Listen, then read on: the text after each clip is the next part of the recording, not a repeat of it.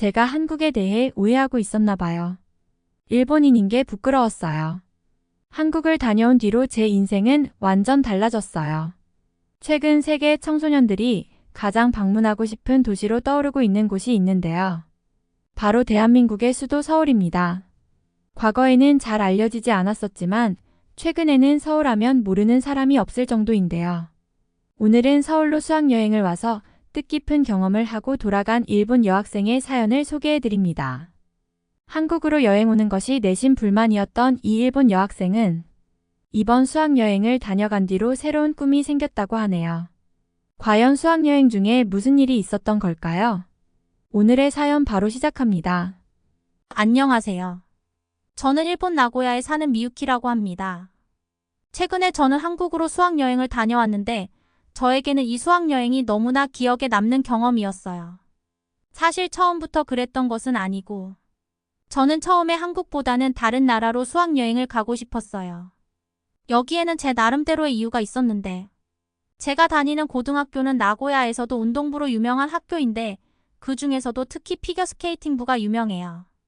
안도 미키 선수가 저희 학교 출신이라서 피겨스케이팅부가 제일 유명해진 것이죠. 저는 어렸을 때부터 피겨스케이팅 선수로 활동했고 학교 대표로 나가 도대회에서 입상한 경력도 있을 정도로 피겨스케이팅에 진심이었어요. 한국 분들은 잘 아시겠지만 과거에 안도 미키 선수와 김연아 선수는 라이벌이라고 할 정도로 선의의 경쟁을 펼쳤던 사이였고 저는 항상 안도 미키 선수를 응원해왔죠. 그러나 안도 미키 선수가 늘 넘어서지 못하는 벽이 바로 김연아 선수였고 그러한 좌절감을 저도 느꼈던 건지 김연아 선수와 김연아 선수의 나라인 한국에 대해 은근히 미워하는 마음을 가졌던 것 같아요. 그래서 이번 수학여행을 한국으로 간다고 했을 때 저는 그렇게 반갑지만은 않았던 것 같아요. 나 말고 다른 친구들은 여행 가는 날을 손꼽아 기다리며 매일매일을 보냈고 한국으로 출발하기 전날에는 너무 설레서 잠도 못 잤다고 하는 친구들도 있었어요. 저는 한국행 비행기에 앉아 창밖으로 보이는 풍경을 바라보고 있었어요. 옆에서 친구들이 쉴 새 없이 제잘제잘 떠드는 소리를 들으면서 그래, 기왕 수학여행을 가는 거. 그래도 즐거운 기분으로 갔다 오자 하는 생각이 들었고 그때부터 여행을 즐기기로 마음먹었어요. 사실 저는 이렇게 해외여행을 가는 것도 처음이었거든요. 그래서 이번 한국 여행을 하면서 뭐라도 의미 있는 경험을 하고 돌아왔으면 좋겠다고 생각했어요. 얼마 지나지 않아 비행기는 인천공항에 도착했어요. 처음 도착하자마자 들었던 생각은 인천공항이 정말 크구나 하는 거였어요. 그리고 입국 절차도 정말 빨랐는데 그 많던 외국인들이 순식간에 수속을 마쳤어요. 인천공항 안에 안내 로봇도 돌아다니고 있었는데 이렇게 큰 공항이어도 방문객들이 쉽게 길을 찾을 수 있도록 곳곳에 로봇들을 배치해뒀다고 하니 놀라웠어요. 밖으로 나가니까 인천공항 전체 모습이 보였고 엄청나게 웅장한 모습이 대단하다고 느껴져서 계속 감탄이 나왔죠. 저희는 담임 선생님을 따라서 지하철을 타러 갔는데 연결된 통로를 따라가니 얼마 가지 않아서 지하철 입구가 나왔고 저희들은 지하철을 타기에 앞서 카드를 하나씩 받았어요. 이 교통카드 한 장으로 공항 지하철부터 서울에 있는 모든 지하철과 심지어는 버스도 환승해서 탈 수 있다고 설명을 들었을 때 거의 충격을 받았어요. 한국의 교통 시스템이 이렇게까지 대단할 줄은 몰랐거든요. 일본을 여행해보신 분들은 알겠지만 일본은 지하철 하나를 갈아타더라도 역 밖으로 나갔다가 또 돈을 내고 들어와서 다른 노선으로 갈아타야 하는 경우도 많거든요. 호선마다 관리하는 회사들이 다 달라서 관리 업체가 다른 호선일 경우 굉장히 불편하게 이용해야 하고 또 티켓 구매도 여러 번 해야 하기 때문에 어디 하나를 가더라도 굉장히 신중하게 알아보고 결제를 해야 해요.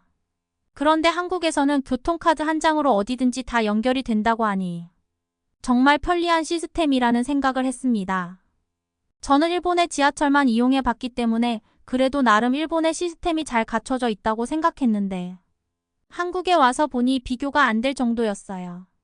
담임 선생님도 몇 번 한국을 방문해 봤지만 매번 한국의 지하철을 이용할 때마다 일본 지하철 시스템도 이렇게 편리하게 개선해야 한다며 한국한테 배울 점이 많다고 느낀다고 하셨어요.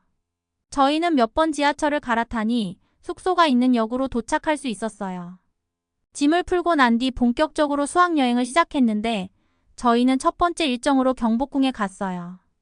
선생님은 경복궁에 가면 조선시대에 지어진 건축물과 한국의 전통문화를 경험할 수 있는 곳이라고 했고, 여기에 가면 멋진 궁궐과 정원도 감상할 수 있다고 하셨어요. 관광객들이 필수로 가는 곳이라고 말씀하셨는데, 가면서 경복궁에 대한 후기를 살펴보니 특히나 외국인들의 댓글이 많이 보였어요. 다들 경복궁의 규모나 아름답게 꾸며진 모습을 칭찬하는 글들을 많이 썼어요. 안쪽에는 연못과 산책로가 잘 만들어져 있어 웅장한 모습의 궁궐을 바라보면서 걷기에 정말 좋았어요. 그리고 경복궁에 와서 빠질 수 없는 것이 바로 한복 입어보는 것이라고 해요. 친구들도 저도 한복을 빌려 입고 아름다운 궁궐의 모습을 배경으로 사진 찍기에 바빴어요. 저희들이 까르르 웃고 떠들며 즐거워하자. 주변에 계셨던 한국인 관람객들 중에는 저희 사진을 찍어주겠다고 말을 걸어주시는 분들도 계셨어요. 솔직히 저는 한국인들이 일본인을 싫어한다는 얘기를 많이 들었고, 저도 한국에 대해서 살짝 미운 감정이 있어서 그랬는지 한국 분들을 봤을 때 처음에 긴장을 많이 했어요. 그러나 저희들에게 말을 걸어와 주시는 분들 모두 저희에게 친절하게 대해주셨고, 저희들이 일본에서 온 학생들인 것을 알고는 한국에 정말 잘 왔다고 조심히 지내다가 가라고 말씀해 주셨어요. 생각해보면 공항에 계셨던 분들도 너무나 친절하게 저희를 맞이해 주셨던 것 같아요. 저희를 싫어한다거나 하는 느낌을 전혀 못 받았죠. 제가 그동안 말로만 들어봤던 것과는 달리 직접 겪어본 한국 분들은 정말 따뜻하고 정이 많으신 분들이었어요. 일본에 돌아가면 한국 사람에 대해 편견을 가진 사람들에게 올바로 얘기해 줄 수 있겠다는 생각이 들었어요. 그렇게 경복궁 관람을 마치고 숙소 쪽으로 돌아오는 중간에 도로변에 몇몇 사람들이 모여있는 모습을 봤어요. 사람들은 한 동상을 둘러싼 모양으로 서서 손에는 피켓을 들고 외치고 있었는데, 그 피켓에는 일본어로 쓰여진 것도 있었어요. 일본 정부는 배상하라라는 글씨가 보여서 선생님한테 저게 무슨 시위냐고 물어봤어요. 선생님은 저 사람들 옆에 있는 동상은 평화의 소녀상이야 라는 말로 시작해서 과거 일본군이 강제로 동원했던 위안부에 대해 설명해 줬어요. 당시 일본군에게 강제 동원되어 성적 착취를 당한 피해 여성들이 있었다는 설명에 저는 큰 충격을 받았어요. 선생님은 이런 사건들이 교과서에도 제대로 나와 있지 않아 모르는 일본인이 많다는 말씀도 하셨어요. 저는 아무리 그래도 이런 건 범죄가 아니냐, 몰라서는 안 되는 것 아니냐라고 하니 선생님도 그 말에 동감한다고 하셨어요. 그리고는 일본 사람들도 과거를 정확히 알고 용서를 구할 것은 용서를 구해야 한다고 말씀하셨죠. 그 말을 들은 저는 부끄럽다는 생각을 많이 했어요. 일본이 한국에 이렇게 큰 잘못을 한 것도 모르고 그저 내가 응원하는 선수가 한국 선수를 이기지 못해 미워하는 감정만 갖고 있었던 게 부끄러웠어요. 그리고는 이제부터라도 역사를 잘 알아야겠다는 생각을 했어요. 그리고 저도 기회가 되면 위안부 할머니들에게 대신 사과를 드리고 싶었어요. 또 어쩌면 한국이 이렇게 발전해서 세계적인 나라가 될 수 있었던 것도 그런 과거의 어려움에도 굴복하지 않고 이겨냈기에 가능한 것이 아니었을까 생각이 들었습니다. 지금 일본에서도 한국 화장품이 굉장히 유명한데요. 저희가 다음 일정으로 간 곳은 명동이었습니다. 특히 명동에서 제일 유명하다는 네이처 리퍼블릭 매장에 가서 화장품 구경을 했어요. 친구들은 수학여행 오기 전부터 구입할 화장품 목록을 저장해 왔던 것을 가지고 잔뜩 쇼핑을 했고, 저도 기초 화장품을 몇 가지 구입했어요. 테스터 화장품을 살짝 발라봤는데 한국 화장품이 너무 피부에 잘 맞는 거예요. 엄마한테 선물로 드리려고 똑같은 것으로 몇 개 더 샀어요. 그리고 명동 거리에는 화장품 가게만 있는 게 아니라 여러 가지 기념품 가게랑 길거리 음식을 파는 매대도 있었는데, 저희는 쇼핑하는 중간중간 길거리 음식으로 배를 채웠어요. 특히 닭꼬치랑 호떡은 처음 한 입 먹어봤을 때 정말 깜짝 놀랄 맛이었어요. 숙소에 돌아가서는 친구들과 낮에 산 화장품을 꺼내놓고 서로 발라보기도 하고, 화장한 사진도 찍어주고 새벽까지 수다를 떨다가 잠에 들었어요.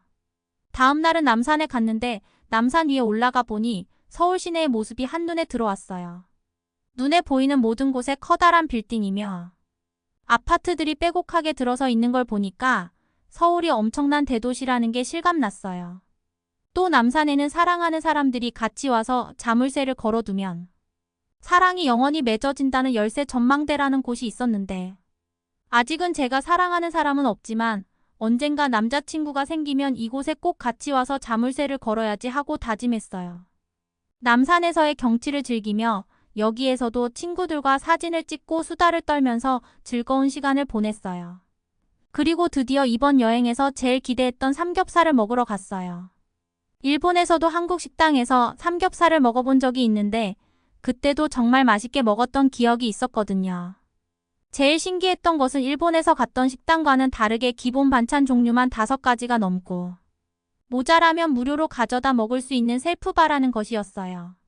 이렇게 마음껏 먹고 돈을 안 낸다니 정말 이럴 때는 한국 사람이 부러웠어요. 아시는 분도 있겠지만 일본에서는 반찬을 조금만 더 달라고 해도 돈을 받는 경우가 많거든요.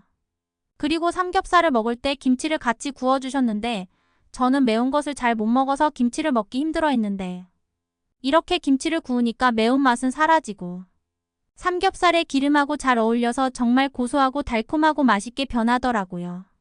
저뿐만 아니라 선생님과 다른 친구들도 모두 너무 맛있다고 쉴 새 없이 감탄하면서 먹었어요. 상추에다가 삼겹살 고기 한 점에 마늘을 넣고 쌈장, 파절이, 구운 김치를 얹어서 한 입 크게 먹으며 고소하고 기름진 삼겹살이 상큼하고 아삭한 상추와 짭짜름한 쌈장과 조화를 이루어 정말 색다른 맛이 펼쳐졌어요. 고기도 두툼하고 입안 가득 고소한 맛이 퍼지고 다른 채소들도 정말 신선했습니다.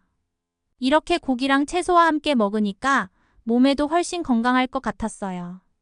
왜 요즘 한식이 세계적으로 유행하는지 알 것 같았습니다. 그렇게 저녁을 먹고 나와서 숙소 근처의 예쁜 카페에 앉아서 친구들과 디저트를 먹으면서 수다를 떨고 카페에 예쁜 소품을 가지고 사진도 많이 찍었어요. 모든 순간이 친구들과 정말 행복한 추억이 되는 시간이었어요. 아마 평생 잊을 수가 없을 것 같아요.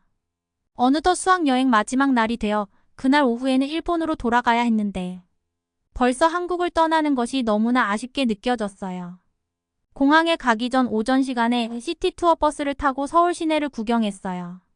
남산 위에서 멀리서 봤던 고층 빌딩들을 바로 눈앞에서 보니까 한국이 엄청나게 발전한 선진국이구나 라는 것을 다시 한번 느꼈어요. 그런데 고층 빌딩 속에 가끔씩 기와로 된 옛날 건물이나 특히 남대문 같은 문화재나 경복궁 같은 궁궐이 높은 빌딩 속에 섞여 있는 모습이 모나지 않고 조화롭게 보여 정말 신기했어요. 과거와 현재가 이렇게 조화롭게 공존하는 도시라는 것이 서울의 가장 큰 매력 같이 보였어요. 이번 수학여행을 통해서 저는 많은 것을 생각하게 됐어요. 처음에는 저의 좁은 생각 때문에 막연히 한국이라는 나라를 부정적으로 생각했지만 실제 제가 경험해본 한국은 너무나 따뜻하고 정이 많은 사람들이 있고 아픈 과거를 이겨내고 눈부신 발전을 이뤄낸 나라였습니다. 저는 이번 수학여행을 계기로 역사 공부에 관심이 많아져서 사학과로 진학하기로 진로를 정하게 됐어요. 그래서 많은 사람들에게 제대로 된 역사인식을 하게 해주고 올바른 방향으로 나아갈 수 있게 도움을 주는 사람이 되고 싶습니다. 앞으로도 응원을 부탁드릴게요.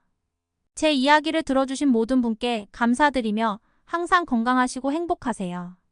처음에는 한국에 대해 부정적이었지만 실제로 한국을 경험한 뒤에 많은 것을 느끼고 사람들에게 도움을 줄 수 있는 사람이 되고 싶다고 진로까지도 정하게 된 미유키 씨의 사연이 어떠셨나요?